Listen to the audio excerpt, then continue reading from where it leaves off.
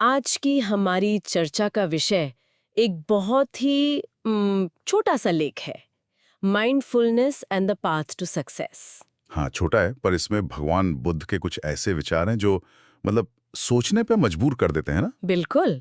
तो आज का मकसद यही है कि इन गहरे विचारों को आज की दुनिया के हिसाब से थोड़ा समझें। चलिए इस पर बात करते हैं। तो इसकी शुरुआत एक बहुत ही दमदार लाइन से होती है, मन ही सब कुछ है, जैसा तुम सोचते हो वैसा ही बन जाते हो। ये लाइन हम सबने कहीं ना कहीं सुनी होगी, पर इसका असली मतलब क्या है? क्या ये सिर्फ पॉजिटिव थिंकिंग की बात है? देखिए, ये सिर्फ पॉजिटिव थिंकिंग से कहीं ज्यादा गहरा है। अच्छा। हाँ, ये सिर्फ कोई आध्यात्मिक विचार नहीं है। इसका सीधा संबंध आप कह सकती हैं न्यूरोसाइंस से है। न्यूरोसाइंस? वो कैसे?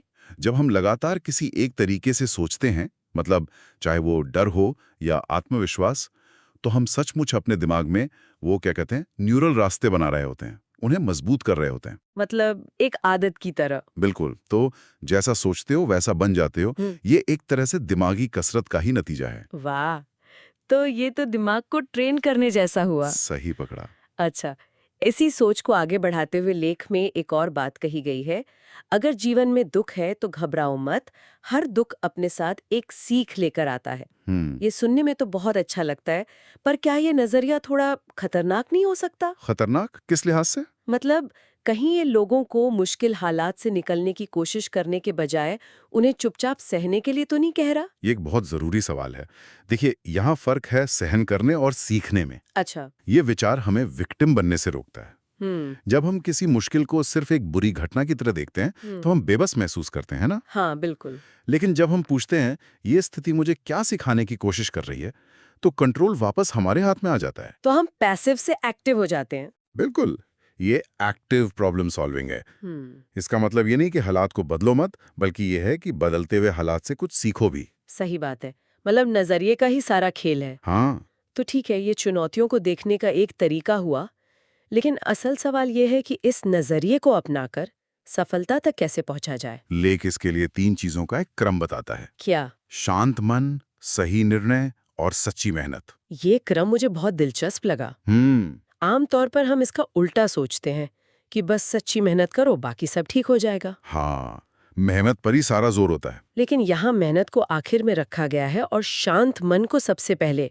ऐसा क्यों? क्योंकि अगर हम इसे बड़ी तस्वीर से जोड़ें, तो बाहरी सफलता जो है वो आंतरिक स्थिरता पर ही टिकी होती है। मतलब? एक बेचैन, गुस्से वाला या डरावा मन कभी भी सही फैसले नहीं ले सकता। नहीं ले सकता। और अगर फैसले ही गलत हों, तो चाहे आप कितनी भी मेहनत कर लें, नतीजा सही नहीं निकलेगा। बात तो सही है। कल्पना कीजिए कि एक तीरंदाज है जिसके हाथ कांप रहे हैं। ठीक है। उसके पास दुनिया का सबसे अच्छा धनुष हो सकता है, लेकिन उसका निशाना कभी नहीं लगेगा।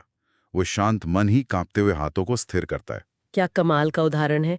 तो पहले मन को साधो, फिर फैसले लो और तब उस पर मेहनत करो। बिल्कुल, यही क्रम है। और इन सब विचारों को जो एक धागे में पिरोता है, वो है लेख का आखिरी संदेश। याद रखो, परिवर्तन तुम्हारे भीतर से शुरू होता है। यही पूरी चर्चा का सार है। हम्म। चाहे वो सफलता हो, खुशी हो या मन की शांति, हम अक्सर इन चीजों को बाहर खोजते हैं। हाँ, नौकरी में, रिश्तों में। बिल्कुल। लेकिन ये लेख हमें याद दिलाता है कि हर चीज का जो कंट्रोल सेंटर है वो हमारे अंदर ही है। अगर बाहर कुछ बदलना है तो काम अंदर से शुरू करना होगा। सही कहा। बाहरी दुनिया तो बस हमारे अंदर की दुनिया का आईना है। तो आज की इस बातचीत का निचोड़ यही है कि हमारे विचार हमारी हकीकत बनाते हैं। हाँ। मुश्किलें हमें सिखाने आती हैं और असली सफलता की शुरुआत मेहनत से नहीं, बल्कि एक शांत मन से होती है। बिल्कुल। और ये सब कुछ इस एक एहसास पर टिका है कि बदलाव की शुरुआत हमेशा हमारे अंदर से ही होती है। बिल्कुल। और देखिए, इस लेख में शांत मन को ही सफलता की चाबी बताया गया है। हाँ। तो सुनने वालों के लिए एक सवाल छोड़ जाते हैं। जरूर। आज की जो ये तेज रफ्तार दुनिया है, मैं ना शोरगुल, नोटिफिकेशंस, हर वक्त, इस सब के बीच क्या वाकई में एक शांत मन बनाए रखना ही हमारी पीढ़ी की सबसे बड़ी चुनौती और शायद सबसे बड़ी कामयाबी